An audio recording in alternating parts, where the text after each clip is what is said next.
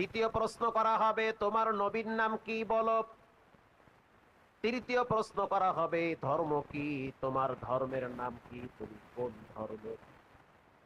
তিনটা প্রশ্নের উত্তর যদি দিতে না পারেন পরিণাম কিন্তু ভয়াবহ হয়ে যাবে। আমি বলি নাই, বলেছেন মুহাম্মাদুর রাসূলুল্লাহ সাল্লাল্লাহু আলাইহি ওয়াসাল্লাম। তিনি বলেছেন এই মাঠের ভিতরে যদি একটা খেলা হয় আর আমারে যদি কয় হুজুর আপনি ব্যাট করবেন, বাংলাদেশের ভালো একজন বোলিং এর নাম কোন তো, জাতীয় খেলোয়াড় কোন তো একজন, ধরেন মোস্তাফিজ। মোস্তাফিজকে যদি বলা হয় ভাই তুমি বল করবা আর আমাকে বক্তা সাহেব ব্যাট করবে, আমি কি পারবো? কথা কন না। আমি তো এর হাত ধরে দেখলি তো দৌড় মারবো। শীতের মধ্যে ওইয়া যদি আল্লাহ না করুক পায়ে পরে, মুই তো জায়গায় শেষ। ঠিক না ব্যাট? এটা বাস্তব কথা। আমার চর্চা নাই, আমি পারবো না। আবার যদি আমি মোস্তাফিজকে বলি আগামী জুমাটা আপনি মতিঝিলে পড়ায়া দিয়েন জিল পার বড় মসজিদে, বলবো হুজুর আমি কিন্তু দেশের বাইরে যাবো না। ঠিক না ভাই? পারবো না। কেন পারবেন না? বলে আমার চর্চা নাই, প্র্যাকটিস নেই। খুতবা কখন পড়া লাগবে প্যাচ লেগে যাই, সিস্টেম আমার জানা নাই। আর এগুলো আপনাদের কাজ, আপনারা করবেন। একটা মানুষকে যখন কবরে সঠিকভাবে প্রশ্নের উত্তর নেওয়া হবে তখন তাকে আগে থেকেই চর্চা করা লাগবে। যেমন চর্চার জায়গাটা হলো মসজিদ, আর সিস্টেম হলো নামাজ। সুবহানাল্লাহ বলেন। একটা মানুষ যখন নামাজে দাঁড়ায় আলহামদুলিল্লাহি রাব্বিল আলামিন বলেন, রব আছে না নাই? রব্বিল আলামিন। আপনি তো খালি শুক্রবার গিয়ে পড়েন, বাকি দিন তো পড়েন না। বাকি দিন না পড়লে প্যাচ লাইগে যায়। বুঝতে পারছেন? প্রত্যেক দিন পড়া লাগবে। আপনি তো শুক্র আলী মুসল্লি, হঠাৎ গিয়ে প্যাচ লাগে, খালি অপেক্ষায় তাহেন তবারক কখন দেবে। ঠিক না ভাই? আরে ভাই ঠিক কথা, আমি তো জানি এদিক। যেই মসজিদে জুমার দিন তবারক বেশি ওই মসজিদে মুসল্লিরা সুন্নত পড়ে, নফলও পড়ে, বয়া বয়া জিকিরও করে। কিও চাচা বাইতে যাইবেন না? দূর আল্লাহর করে বয়া থাকলে জবাব আছে। কি জবাব? তবারকের লোকে বয়ে রয়েছে। আর যদি তবারক না থাকে দেখবেন সুন্নত বাদ দিয়ে আর একজনের জোতা লইয়া মোবাইল টিপতে টিপতে বাড়ি দৌড়। এটা বাস্তব কথা। এমন একটা সময় পার করতেছি যেই সময়টার ভিতরে মানুষ স্বার্থ ছাড়া দোয়াটাও করতে চায় না। স্বার্থ ছাড়া দোয়াও করবে না। এজন্য আমি প্রায় সময় বলি, কালকেও সিরাজগঞ্জে বলছি যে নিজের ঘরের ভিতরে দুই একটা মোল্লা মুন্সি তৈরি কইরেন, তা না হলে দোয়া করার মানুষও খুঁজতে পাওয়া যাইবে না। কেন? আপনি যদি ফজরের টাইমে ইমাম সাহেব রেতন হুজুর আমার আব্বার লগে একটু দোয়া করো, নামাজের পরে সূরা ফাতিহা 11 বার, দুরূদ শরীফ 40 বার, আর সূরা নাবা 3 বার, ওইটা একটু আব্বার লগে দোয়া করো। যেই মুসল্লিরা মসজিদে আসছে ইমাম সাহেব যদি বলে বাকি নামাজ বা দোয়া আছে, এই মুসল্লিদের ভিতরে অনেকেই হয়তো দেখবে যে আশেপাশে কোনো খাওন টাউন আছে কিনা।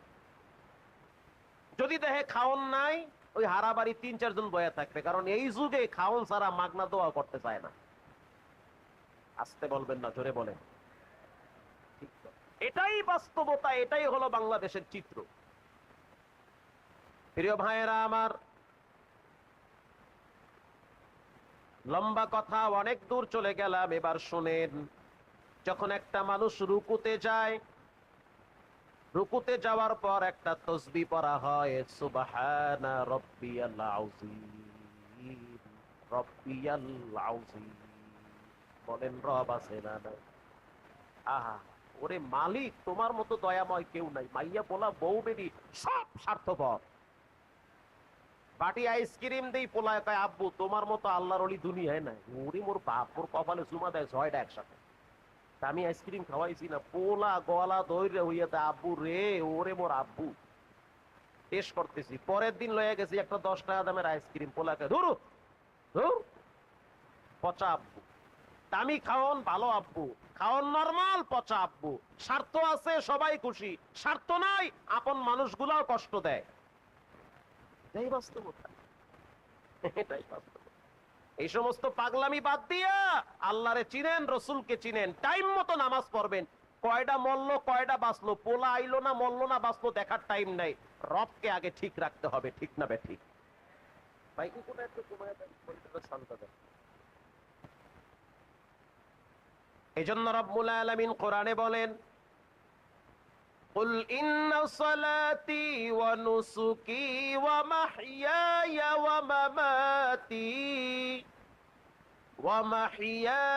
ومماتي لله رب العالمين।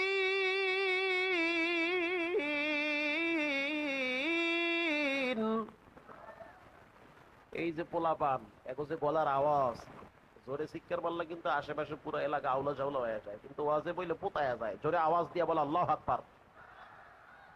মাশাআল্লাহ, যে সুন্দর খিচুড়ির ঘেরাম। আল্লাহু আকবার, আল্লাহু আকবার জোরে বলেন। এই যে খিচুড়ির কথা হইল জোরে কে আল্লাহু আকবার। এটা ভালো খারাপ না, তবারক তো ভালো জিনিস। এটা কর্তৃপক্ষ ব্যবস্থা করছে মহল্লাবাসীদেরকে নিয়ে। এটা খানা দানা খারাপ না, ভালো জিনিস। মারহাবা বলেন। আপনার বেঁচে থাকা, মরে যাওয়া, আপনার সব কিছু আল্লাহর জন্য হবে ইনশাআল্লাহ বলেন। প্রিয় ভাইয়েরা আমার, যখন একটা মানুষ রুকুতে যায় তখন পরে সুবহানা রাব্বিয়াল আযীম। সেখানেও তো রব শিখায় দেয়, বান্দা তুমি পড়ো তোমার রবের নাম, কারণ মরার পরেই তো রব শব্দ কবরে কাজে লাগবে। এরপরে যখন আপনি সোজা হয়ে দাঁড়ান, আল্লাহ রাব্বুল আলামিন শিখায় দেয়, বান্দা তুমি তো ধরা খাবা, যেন বাঁচতে পারো সেজন্য তোমাকে আগের থেকেই প্র্যাকটিস করাইতেছি। আল্লাহু আকবার বলেন। যখন সোজা হয়ে দাঁড়াবেন তখন আপনার মুখ থেকে আওয়াজ বের হয়, রব্বানা লাকাল হামদ। বলেন রব আছে না নাই? এখানেও রব, সুবহান রাব্বিয়াল আযীম, আলহামদুলিল্লাহি রাব্বিল আলামিন, রব্বানা লাকাল হামদ। আইরে রব আর রব, এটা জিহ্বার লাগে বাড়ি মারতে মারতে কলিজার সাথে লাইগা যায়। মারহাবা বলে। এরপরে যখন আপনি নিজের অস্তিত্ব, আমিত্বকে বিলীন করে দিয়ে সেজদায় লুটিয়ে পড়েন, তখন আপনার রব মুখ থেকে আরো একটা আওয়াজ বের করে, সুবহানা রাব্বিয়াল আ'লা। বলেন এখানেও রব আছে না নাই? এখানেও রব। নামাজ শেষ হওয়ার পর আপনার মনে চায় একটু আল্লাহর কাছে দোয়া করতে, আল্লাহ সেটাও শিখাইয়া দিছে কেমনে দোয়া করবা, কেমনে দোয়া করলে বিদআত থেকে বাঁচবা, এটাও আল্লাহ হিয়ায়া দিছে। ربنا ظلمنا أنفسنا وإن لم تغفر لنا وترحمنا لنكونن من الخاسرين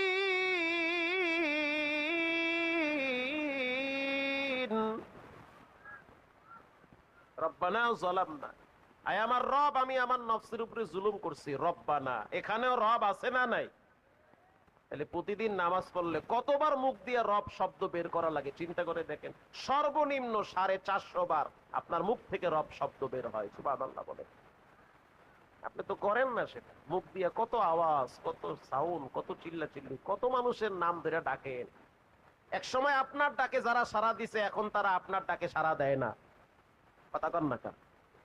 অথচ তাদের নাম ধইরা কতবার জিকির করছেন, দলের বাইরে গেছেন, জিকিরের পরিবর্তে মামলাও হয়, জেলেও যাওয়া লাগে। অথচ সারা জীবন দলের জিকির করছেন, শেষ উল্টাপাল্টা করতেন, বাটাম ফাটা। আল্লাহকে ডাকে, রসুলকে মহব্বত করে, দুরূদ শরীফ পড়ে তার উপরে বকশায়া দেন। মারহাবা বলে। এরপরে যখন আপনার মনে চায় আমি আমার মায়ের জন্য দোয়া করব, বাবার জন্য দোয়া করব, কেমন আছে, কি অবস্থায় তারা কবরে আছে, রব্বুল আলামিন সেই দোয়াটাও শিখায়া দিছে, রব্বির হামহুমা কামা রব্বায়ানি সগীরা। বান্দা জিহ্বা লড়ায়া লড়ায়া তুমি তোমার মা বাবার জন্য দোয়া করো, সন্তানের জন্য দোয়া করো, রব্বানা হাবলানা মিন আজওয়াজিনা ওয়া যুররিয়াতিনা কুররাতা আ'য়ুন। রব্বুল আলামিন আপনি আমার জন্য পরিত্রাণের ব্যবস্থা করে দেন, চোখের শীতলতা, দিলের প্রশান্তি দান করেন। রব্বুল আলামিন আমার সন্তান, আমার স্ত্রী, আমার পরিবারের উপরে রহমত নাজিল করেন, নিরাপত্তার চাদর বিছায়া দেন। আল্লাহু আকবার জোরে বলেন। এই দোয়াটা আপনি তো আল্লাহর কাছে করতেছেন, আল্লাহ তো দোয়ার সিস্টেম শিখাইয়া দিছে। এরপরে যখন আপনি হঠাৎ মারা যাবেন, আপনার লাশ ঘর থেকে যখন বের করবে, আপন মানুষগুলা বলবে ঘরে রাখলে ভয় লাগে, তাড়াতাড়ি নামায়া দাও। আপনার দামি একটা প্যান্ট যেটা পরা ছিল সেটাও তো খুইলা ফেলাবে। দামি একটা শার্ট বসুন্ধরার থেকে কিনছেন সেটাও খুইলা ফেলাও। ব্র্যান্ডের একটা ঘড়ি হাতে দিছেন বান্দা, সেটাও কিন্তু খুলে ফেলানো হবে। বেশিক্ষণ ঘরে রাখবে না, কারণ যারা এতদিন কম্বলের নিচে রাখতো তারাই তো আপনাকে ঘরে রাখতে ভয় পায়। এটাই হলো বাস্তবতা, এটাই দুনিয়া। বেশিক্ষণ মাটির উপরে রাখবে না, কারণ লাশ পচন ধরে যাবে, ঠিক না বেঠিক?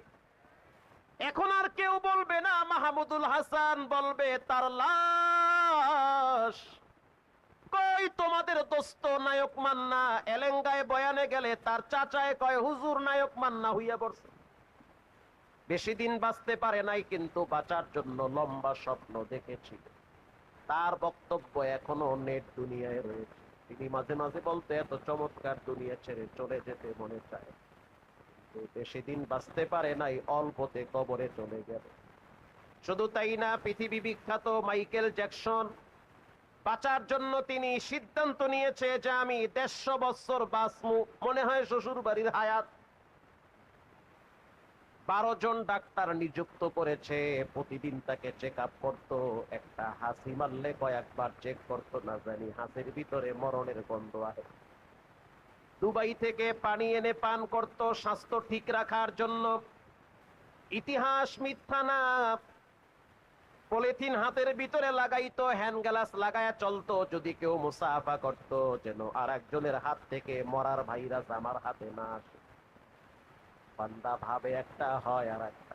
বান্দা ভাবে অনেকদিন বাঁচবো, রবের সিদ্ধান্ত দোকানে কাপনের কাপন চলে আসছে, ঠিক না ভাই? 42 বছরও বাঁচতে পারে নাই, তার আগেই শুয়ে পড়ছে।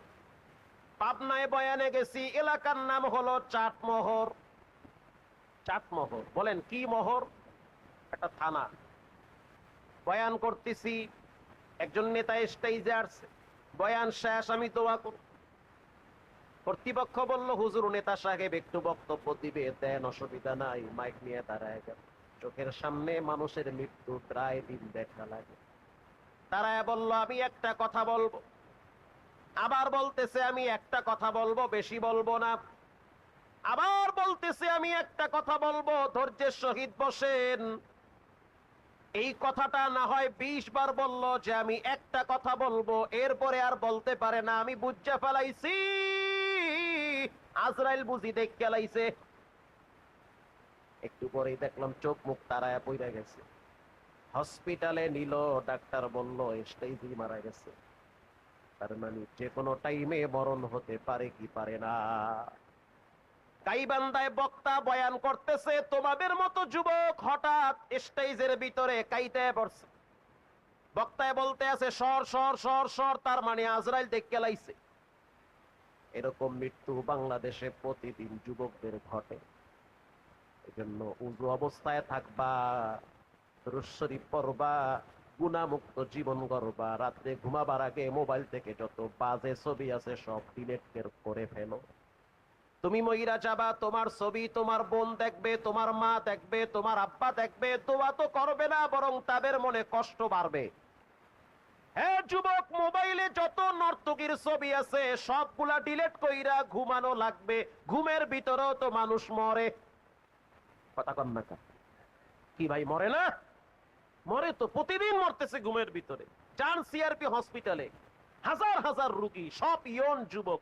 ঘুমাইছে, ঘুম থেকে উইটা দেখে এক সাইড অবশ হয়ে গেছে। কি করবেন বলেন? কি করার আছে? আপনি ঘুমায় গেছেন রাত্রে, সকালে উইটা দেখতে আছেন এই সাইড লড়াইতে পারেন না। মোবাইল কেমনে টিপবেন তখন ভাই? কেমনে পাবজি আর ফ্রি ফায়ার টিপবেন? 24 ঘন্টা মোবাইল টিপার সময় হয়, অথচ মসজিদের সামনে দিয়ে হেডফোন কানে লাগায়া মুসলমানের বাচ্চা বাইতে যায়, নামাজও পড়ে না, উকি মাইরাও দেখে না। লজ্জা তো থাকা দরকার। মানুষের তো একটা কমন সেন্স থাকা দরকার। আল্লাহর ঘর মসজিদ, টাইম আছে, সময় আছে, ব্যস্ততার থেকে মুক্ত আছি। কেন 5 মিনিট লাগে উজু করতে, 2 রাকাত নামাজ পড়তে লাগে মাত্র 10 মিনিট। এই 10 মিনিট সময় যদি আল্লাহকে দিতে না পারেন তো আল্লাহর কাছ থেকে ভালো কিছু আশা করাটা বোকামি ছাড়া কিছুই না। আল্লাহকে দিতে হবে তো। প্রিয় ভাইয়েরা আমার, কষ্ট হয় আপনাদের? প্রিয় ভাইয়েরা আমার, এজন্য নবী করিম সাল্লাল্লাহু আলাইহি ওয়াসাল্লাম বলেছেন, জাহান্নামে তারা যাবে যারা প্রচন্ড অহংকারী। 3 নম্বরে জাহান্নামে তারা যাবে যারা প্রচন্ড হিংসুক। হিংসুকরা জান্নাতের ঘ্রাণও পাবে না। হিংসুকদের সবচেয়ে বড় ক্ষতি দুইটা, যেটা আশা করে ওটা পায় না, আর একজনে যেটা পায় ওটা দেখে গোপনে গোপনে চলে। আবার বলি, হিংসুকরা অন্যের সফলতা দেখলে জইলা পুইরা আদা মারা হয়। নিজের ভালো পরিপূর্ণ চায়, আর একজনের সফলতার উন্নতি চায় না। এটা হলো হিংসুকদের চরিত্র। হিংসুকরা চায় আপনি একটু ভালো না থাকেন, সে ভালো থাকুক, এটা হিংসুকদের আদর্শ। নবীজি বলেন, হিংসুক জান্নাতের ঘ্রাণ পাবে না, যাওয়া তো দূরের কথা, ঘ্রাণই পাবে না। প্রিয় ভাইয়েরা আমার, এবার জাহান্নাম জান্নাত সম্পর্কে সাহাবায়ে কেরাম প্রশ্ন করল, হুজুর একটু জানায় দেন জান্নাতে কারা যাবে? নবীজি বলল, জান্নাতে যাবে যারা সহজ সরল দিলের অধিকারী, যারা কলবে সালিম অর্জন করেছে, যাদের অন্তরে হিংসা নাই, অহংকার নাই, এরাই হবে জান্নাতের মেহমান। সুবহানাল্লাহ বলেন। মজার কয়েকটা হাদিস শুনেন, চমৎকার কিছু ঘটনা। আল্লাহু আকবার জোরে বলেন। হাদিসের কথা, এগুলো বানোয়াট না। একজন গরিব সাহাবী, সহজ সরল, উটেরে পানি খাওয়াইছে। আল্লাহর নবী কোন একটা কাজে ব্যস্ত আছে। এই সাহাবী আয়েশা বলতে আছে, মাতাস সাআহ, কিয়ামত কবে হবে? ওগো আল্লাহর হাবিব, জানতে চাই কিয়ামত কবে হবে, কিয়ামত সম্পর্কে কিছু ধারণা দেন। বলল, কিয়ামতের জন্য তুমি কি প্রিপারেশন নিয়েছো? কিয়ামতের জন্য তুমি কি প্রস্তুতি গ্রহণ করেছো? কিয়ামত কবে হবে পরের কথা, কিয়ামতের জন্য তুমি কি পুঁজি অর্জন করলা? সাহাবী বলল, ইয়া রাসূলুল্লাহ, শুনছি আপনার মুখ থেকে কিয়ামতের দিন নাকি অবস্থা বড় ভয়াবহ হবে। প্রত্যেকটা মানুষ নাকি উলঙ্গ অবস্থায় দাঁড়ায় থাকবে। প্রচন্ড রোদের তাপে মানুষের মাথার ঘিলু টকবক টকবক করে ফুটবে। একদিন আর 2 দিন না, 50,000 বছর এক একটা মানুষকে দাঁড়ায় থাকা লাগে। কিয়ামতের হালকা সিমটম হলো ভূমিকম্প। কয়েকদিন আগে ভূমিকম্প হইল, চোখ দিয়া দেখছেন, মানুষ বলতে লাগলো, কি হইল, কি হইল, কি হচ্ছে? সন্তানের কথা বাপ ভুইলা গেছে, বাপ সন্তানকে নিয়ে মার্কেটে গেছে। যখন ভূমিকম্পে ধাক্কা মারলো, বাপ সন্তান রে পালায়া নিজের জীবন নিয়ে দৌড় মারছে। কথা কন না কা? ক্যাশ বাক্সে বসে আছে, ভিতরে লক্ষ লক্ষ টাকা। গুলি করলেও তো ক্যাশ বাক্স মানুষ ছাড়তে চায় না। অথচ যখন দেখলো বিল্ডিং লড়তেছে, টাকার মায়া ভুইলা গিয়া নিজের জীবন নিয়ে দৌড় মারছে। দামি ফোন কষ্ট করে কিনা পকেটে নিয়ে মার্কেটে ঢুকছে। এরপরে দরদাম করার পরে মোবাইল হাতে নিয়ে টিপতেছে। হঠাৎ যখন বিল্ডিং এ আঘাত করলো, ইজা জুলজিলাতিল আরদু জিলজালাহা ওয়া আখরাজাতিল আরদু আসফালাহা। যখন ধাক্কা মারলো, ভূমিকম্প হইল, তখন দামি মোবাইল জীবন দিয়া দেয়, মোবাইল দেয় না। সেই মোবাইল ফালায় রাইখা জীবন নিয়ে দৌড় মারছে। ঠিক না বেশি? তো মানুষ হালকা ভূমিকম্পের ধাক্কায় যদি মোবাইলের কথা ভুইলা যায়, বাচ্চার কথা ভুইলা যায়, ঘুমের কথা ভুইলা যায়, খাওন দাওন সব ফালায়া থইয়া দৌড় মারে, যেদিন কিয়ামত হবে সেদিন তো আল্লাহ বলেন সন্তানের কথাও মা ভুলে যাবে। দুধের বাচ্চাকে দুধ খাওয়াইতে ভুইলা যাবে। মায়ের পেটে বাচ্চা থাকবে, ভূমিকম্পে ধাক্কায় বাচ্চা খালাস হয়ে যাবে, মা টের পাবে না। ওমা হুম বিসুকারা, এরা কি মাতাল? এরা কি মদ খাইছে? কয় না, মদ খায় নাই। ওয়ালাকিন্না আযাবাল্লাহি শাদীদ, এরা আল্লাহর ডরে এমন করে। আল্লাহু আকবার বলেন। কি না কি হয়ে যায়, এই ডরে এরা এরকম ঢলতেছে। আল্লাহ কি হয়? এই তো মাথার কাছে সূর্য চলে আসছে। সাহাবী বলল, হুজুর কিয়ামত কবে হবে? আল্লাহর রাসূল বলল, কিয়ামতের জন্য কি প্রস্তুতি নিলাম? সাহাবী বলল, কিচ্ছু নাই আমার পুঁজি, তবে একটা পুঁজি আছে, ইন্নী উহিব্বুল্লাহ ওয়া রাসূলা, আমি আল্লাহ এবং তার রাসূলকে সবচেয়ে বেশি ভালোবাসি। সুবহানাল্লাহ, জোরে বলেন। আমি আল্লাহ এবং তার রাসূলকে ভালোবাসি, এইটাই আমার আছে, আর কিছুই নাই। আল্লাহর নবী বললেন, যাও, এটাই তোমাকে জান্নাতে পৌঁছায়া দিবে। আল মারউ মা'a মান আহাব্বা, যার সাথে যার মহব্বত, তার সাথে তার কিয়ামত। ঠিক না বেঠি? সহজ সরল সাহাবী, এত পেঁচগোছ বুঝে নাই। অমুকে খাড়ায় রইছে, এটা নিয়ে গবেষণা করে। ইমাম সাহেব চাদর দুইটা গায়ে দিয়েছে, করেটা কি, এটা নিয়ে আরো গবেষণা। আর একজনের বলায় বিদেশে গিয়া টাকা পাঠাইছে 20 লাখ, বাড়ি মসজিদে দিয়েছে 3 লাখ, এত টাকা পাইলো কই, এটি নিয়ে চায়ের দোকানে সমালোচনা করে। আর গীবত না করলে চা হজম হয় না, আছে না নাই? সহজ সরল সাহাবী, এত পেঁচগোছ নাই। হুজুর কিয়ামত কবে হইবে? আরে কিয়ামত কবে হবে? কিয়ামতের লেগে কি আছে তোমার? কিছুই নাই, আমি আল্লাহ এবং তার রাসূলকে ভালোবাসি, যাও, এটাই তোমাকে জান্নাতে নিয়ে যাবে। রমজান মাস চলতেছে, আর একজন সাহাবী আসলো। আয়েশা বলল, আল্লাহর হাবিব, আমি তো একটা চরম অপরাধ করছি, জঘন্যতম একটা পাপ করছি। গুনাহ বড় মারাত্মক জিনিস, প্রত্যেকটা গুনাহ মানুষকে আরামে থাকতে দেয় না। প্রত্যেকটা পাপ মানুষকে এক সময় তার শান্তির ঘুম কেড়ে নেয়। গুনাহ মানুষকে শান্তি দেয় না। আল্লাহর নাফরমানি মানুষের জীবনকে, হায়াতকে সংকীর্ণ করে দেয়। ওগো আল্লাহর হাবিব, আমি তো জঘন্য পাপ করছি, আমি ক্ষমা চাই, ক্ষমার ব্যবস্থা করে দেন। আল্লাহর রাসূল প্রশ্ন করলো, কি অপরাধ করলা? সাহাবী বলল, হুজুর, দিনের বেলায় স্ত্রীর সাথে যেটা করলে রোজা নষ্ট হয়, ওটা হয়ে গেছে। আপনাদের কি মনোযোগ নাই মনে হয়? কথা কি আমার শুনতেছেন? দিনের বেলায় স্ত্রীর সাথে যেটা করলে রোজা নষ্ট হয়, ওটা হয়ে গেছে। এইটা কি আমার বাঙ্গাইয়া কওয়া লাগবে? ও আচ্ছা, কওয়া লাগবে। যেটা হওয়ার হয়ে গেছে, রোজা তো শেষ, আমি কি করব? আল্লাহর নবী বলল, 60টা রোজা রাখো। বলেন কয়টা? ইচ্ছা কইরা কেউ যদি একটা ভাঙ্গে, তার রাখতে হবে কয়টা? আপনার 14 বছরের পোলা রোজা ভাঙ্গে, আমনে বাপ কিছুই কর না। আপনার 17 বছরের মেয়েটা কলেজে যায়, কোচিং এ যায়, প্রাইভেটে যায়, রোজা রাখে না, ঘরে বইয়া ভাত খায়, আপনি মা দেখেন, কিচ্ছু বলেন না। মাও জাহান্নামী, বাপও জাহান্নামী। এরা দায়ুস আল্লাহর ভাষায়। প্রিয় ভাইয়েরা আমার, সাহাবী বলল, হুজুর, আমি ক্ষমা চাই, দিনের বেলায় স্ত্রীর সাথে এমন একটা কাজ হয়ে গেছে। নবীজি বলল, 60টা রোজা রাখো। সাহাবী বলল, হুজুর, 30টা রাখার নিয়ত কইরা একটা রাখতে, একটা তো ভাঙিয়ে ফেলাইছি, 60টা আমি কেমনে রাখবো? এটা তো সম্ভব না, আমি পারবো না 60টা রোজা রাখতে, আমারে মাফ করেন, যেমনে হোক আমার ক্ষমার ব্যবস্থা করেন, জাহান্নাম থেকে বাঁচতে হবে, কবরের শাস্তি থাকা লাগবে, একা একা কবরে 40,000 বছর আমি একা একা কবরে কেমনে থাকবো? মুসলিম শরীফের হাদিস, রাসূল বলেছেন, সর্বশেষ ব্যক্তিও মাটির নিচে 40,000 বছর থাকবে।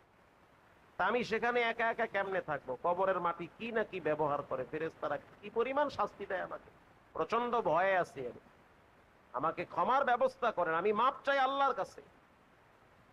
আল্লাহর হাবিব বলল, তাহলে একটা কাজ করো, 60 জন মিসকিন রে একবেলা খাবার খাওয়াও। কয়জন মিসকিন খাওয়াও? বলে, হুজুর, আমি এটা পারবো না, কারণ আমি নিজেই তো মিসকিন। 60টা রোজা রাখবা? না, পারুম না। তা 60 জন মানুষের খাওয়াও? এটাও পারুম না, আমি মিসকিন, আমি গরিব, কারে খাওয়াবো আমি? এরপরেও আমার ক্ষমা লাগবে, আমি মাপ চাই। আল্লাহর রাসূল বলল, তাহলে একটা কাজ করো, একটা গোলাম রে আজাদ কইরা দাও। আগের যুগে মানুষ বেচা কিনা হইতো, চাকর বেচা কিনা হইতো, তুমি একটা গোলামকে আজাদ করে দাও, তাহলে রোজার কাফারা আদায় হয়ে যাবে। সাহাবী বলল, হুজুর, আপনি তো জানেন আমি উটেরে পানি খাওয়াই, কেমনে গোলাম কিনবো? আমি নিজেই তো মানুষের বাড়ি কাজ করি। আল্লাহু আকবার বলেন। নবী যাই বলে, সে বলে, আমি কিছুই পারুম না, আমারে মাফ করে। কত সহজ সরল, একেবারে নিরহ মানুষ, কিচ্ছু বোঝে না। হুজুর, গুনাহ কইরা ফেলাইছে, পাপ হয়ে গেছে, এখন আমি কি করব? 60টা রোজা রাখো। না আমি পারুম না, আমি গরিব মানুষ, আমি 60টা রোজা কেমন রাখবো? আচ্ছা তাহলে এক কাম করো, 60 জন মিসকিন রে খাওয়াও। আরে আমি নিজেই তো ফকির, আমি মানুষের কেমনে খাওয়াম? একটা গোলাম আজাদ করো। আরে আমি নিজেই গোলাম, আমি কারে আজাদ করবো? ওরে আল্লাহ কয়, এটি সবই দেখি উল্টো পাল্টা। আল্লাহর হাবিব বলল, ওয়েট, একটু বসো। দূর থেকে কিছু মানুষ নবীর জন্য হাদিয়া নিয়ে আসছে। খেজুর আর আটার গাঁটটি নবীর সামনে হাজির করলো। আল্লাহর হাবিব বলল, এই নাও খেজুর, এই নাও আটার গাঁটটি, এগুলা তুমি 60 জন মিসকিনদেরকে সেহেরি আর ইফতারি করাও। আল্লাহু আকবার বলেন। আমাকে যেটা হাদিয়া দেওয়া হয়েছে আমি তোমাকে দিলাম বাঁচানোর জন্য, তুমি ব্যবহার করো, 60 জন মানুষের খাওয়াও, আল্লাহ তোমারে মাফ করে দিবে। এই সাহাবী আর একটা ঘটনা ঘটাইছে। সহজ সরল মানুষ, বেশি সোজা মানুষ। আটার গাঁটটি মাথায় নিয়া, খেজুরের বস্তা হাতে নিয়া, মদিনার অলিতে গলিতে চক্কর মাইরা নবীর সামনে আইসা বলে, এই খেজুর আর আটা আমার লাগবে, আমি সবচেয়ে বড় গরিব। খেজুরও আমার লাগবে, আটাও আমার লাগবে, আমি কেউরে দিব না, এটি আমি বাড়ি লইয়া যাবো। আল্লাহু আকবার জোরে বলেন। এটা বুখারীর হাদিস, এটা হাদিস। হ্যাঁ, এটা মামু বাড়ির গাছের গীত না, নবী যে হাইসা দিছে। আহা, এত সহজ সরল মানুষ। সাহাবী মনে করলো নবী যেহেতু হাইসা দিছে, বিচার ঠান্ডা হয়ে গেছে। বিচারক হাইসা দিলে বিচার কি শক্ত থাকে না নরমাল হয়? এটা নরমাল হয়ে গেছে। আল্লাহর নবী জানায় দিল, যাও যাও, রব্বুল আলামিন তোমাকে মাফ করে দিয়েছে, তুমি ক্ষমা। কারণ তোমার দিলটা একেবারেই ফ্রেশ, কোনো অহংকার নাই, কোনো হিংসা নাই, মনে একটা মোহে আর একটা। সামনে আইসা সালাম আলাইকুম, হুজুর কেমন আছে, পিছনে গিয়ে দুইটা বাঁশ দেয়। ঠিক না বে ঠিক? এই সাহাবীর মুখেও যা, মনেও তা, একেবারে ফ্রেশ দিলের মানুষ। আমাদের কুয়াকাটার পাশের একটা জেলার নাম হলো বরগুনা। বলেন কি গুনা? বরগুনা। সেখানে একজন আল্লাহর ওলি ছিল, নাম হলো কমরউদ্দিন ফরাজি। সহজ সরল মানুষগুলা রব্বুল আলামিন দুনিয়াতে ভালোই রাখে। কমরউদ্দিন ফরাজি রাত্রিবেলা জিকির করত, ইশারের নামাজ পড়া ঘরে বসে বসে আল্লাহরে ডাকতো। আল্লাহরে যে ডাকতো, আশেপাশের মানুষগুলাও শুনতে পাইতো। মারহাবা বলেন। মানে আল্লাহর জিকির করে। আপনি যদি হারাদিন নেতার জিকির করেন, নেত্রীর জিকির করেন, আল্লাহর এমনও বান্দা আছে যারা আল্লাহর জিকির করে, ঠিক না বে ঠিক? তাহলে হে করলে সমস্যা কি? আপনি তো হারাদিন করতে আছে। পাগল কবি বাইরা আবার জিকির করতেছে, আল্লাহর নামের জিকির চলতেছে। ঝড় তুফান শুরু হয়ে গেছে। তাকবীর জোরে দেন, নারায়ে তাকবীর। বাহিরে ঝড় তুফান চলতেছে। ঝড় তুফান যখন শুরু হয় তখন কি ঘর স্থির থাকে না? লড়াচড়া করে, লড়াচড়া করে। তার সন্তানের বক্তব্য, তার সন্তান এখন বর্তমান এক মাদ্রাসার মুহাদ্দিস, হাদিস পড়ায়। আল্লাহু আকবার বলেন। তার সন্তানের বক্তব্য, আব্বা বড় সহজ সরল মানুষ, কিন্তু আমার মা একটু শক্ত দিলের মানুষ। যেই ঘরের জামাই সহজ সরল, ওই ঘরের বউটা একটু শক্ত হয়। ঠিক না বে ঠিক? এটা আল্লাহ সিস্টেম। দুইজনই যদি অগা কোম্পানি হয় তাহলে সংসার চলবে কেমন? একটা হয় আদা মরা, আর একটা হয় ফুল মরা। মানে মোটামুটি প্লাস মাইনাস করে আল্লাহ ঠিক রাখে। সন্তানের বক্তব্য, আমার মা খুব চালাক, খুব শক্ত মানুষ, কিন্তু আমার আব্বা সহজ সরল, একেবারে সাদা দিলের মানুষ, ফ্রেশ দিলের মানুষ। আমার আব্বা বড় আল্লাহওয়ালা মানুষ, আল্লাহ ভক্ত মানুষ। সন্তান যদি বলে আমার আব্বা বড় আল্লাহ ভক্ত মানুষ, বুঝতে হবে আসলেই বাপ আল্লাহ ভক্ত মানুষ। কারণ সন্তান বড় সার্টিফিকেট, ঠিক না বেটি? সন্তানই বলে আমার আব্বা বড় আল্লাহ ভক্ত। অনেক যুবকরা বলে, হুজুর আমার আব্বা নামাজ পড়ে না, চায়ের দোকানে বৈশা খালি পল্লী গীতি গান হলে। ঠিক না বেটি? মসজিদে আজান হয়, হুজুর দেখেন আমার আব্বা এত বড় বড় দাড়ি নিয়া টিভি বিড়ি আর কি বলে চা নিয়ে ব্যস্ত থাকে, মসজিদে আসে না, নামাজ পড়ে না। অথচ সন্তান 5 ওয়াক্ত নামাজ মসজিদে পড়ে। ঠিক না বেটি? এগুলো সব আল্লাহর কুদরতি খেলা। কারে আল্লাহ হেদায়েত দিবে কেউ জানে? ঘরে বৈশা বৈশা আল্লাহর নামের জিকির চলে। ঝড় তুফান যখন আঘাত করলো, আস্তে করে হেলাধুলা শুরু করে দিল। তো ইন দি মিন টাইমে আমার মা আমারে পাঠায় দিল, গিয়া বলো আব্বা ঘর তো লড়তেছে, তাড়াতাড়ি বাইরে নাইমা বাঁশ দিয়া ঠেন্না দেন। আমার দিকে বাঁশ দিয়া কি দেন?